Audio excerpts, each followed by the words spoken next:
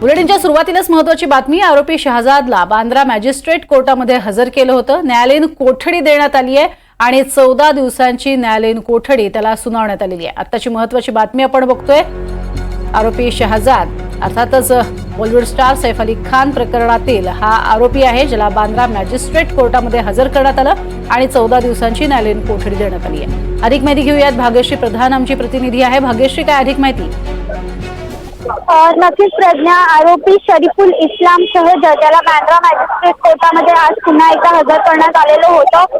यावेळी पोलिसांना अजूनही पोलीस कस्टडी हवी होती। यासाठी पोलिसांनी सांगितलं की गुन्हा करण्यासाठी गुन्ह्याची वापरलेली साधनं होती त्याचा पंचनामा झालाय, मात्र आमची एक टीम जी आहे ती कोलकात्याला तपास करायला गेलेली आहे।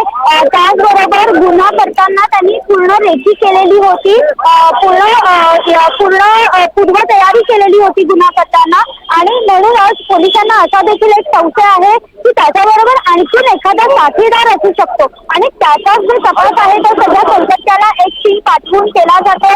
याचबरोबर त्याचे जे नातेवाईक आहेत त्यांना देखील तो पैसे पाठवतोय, तर त्याचा देखील तपास पोलिसांना करायचा होता असं पोलिसांनी सांगितलं। मात्र न्यायमूर्तींनी असं सांगितलेलं आहे की 10 दिवस तुम्हाला टोटल आम्ही पोलीस कस्टडी दिलेली होती, अजूनही तुम्हाला जर त्याची काही चौकशी करायची असेल तर मी आता त्यांना न्यायालयीन कोठडी देत आहे। मात्र जर तुम्हाला चौकशी करायची असेल तर नवीन नियम आहे बीएनएस प्रमाणे तुम्ही पुन्हा पोलीस कस्टडी मागून घेऊ शकता। आता सध्या त्याला 14 दिवसांची न्यायालयीन कोठडी झालेली आहे, मात्र नवीन नियमानुसार 90 दिवस आरोपीला बेल देखील मिळत नाही। त्यामुळे आता त्याला बेलची प्रोसेस नेमकी काय असणार आहे, त्याला बेल मिळणार का ते बघणं देखील आता तितकंच महत्त्वाचं ठरणार आहे। नक्कीच। मात्र भाग्यश्री, या संपूर्ण घटनेमध्ये पोलिसांनी कोणकोणते पुरावे सादर केलेले होते, कोणते प्रबळ पुरावे या ठिकाणी पाहायला मिळाले ज्याच्या आधारे अशा पद्धतीने न्यायालयीन कोठडी सुनावण्यात आली? प्रज्ञा, त्याला मी म्हटलं तसं जी साधनं आहेत त्यांनी जी गुन्ह्यात बॅग वापरली होती, त्याचे शूज होते, आणखीन चाकूचे तुकडे जे होते, त्याचा एक चाकूचा तुकडा सैफ अलीच्या पाठीमध्ये रुतलेला होता, तर तो डॉक्टरांनी काढून दिलेला होता पोलिसांकडे, तर तो तुकडा त्याच्याबरोबर त्याचा जेव्हा चौकशी झाली त्यावेळेला त्यांनी सीन रिक्रिएट केले।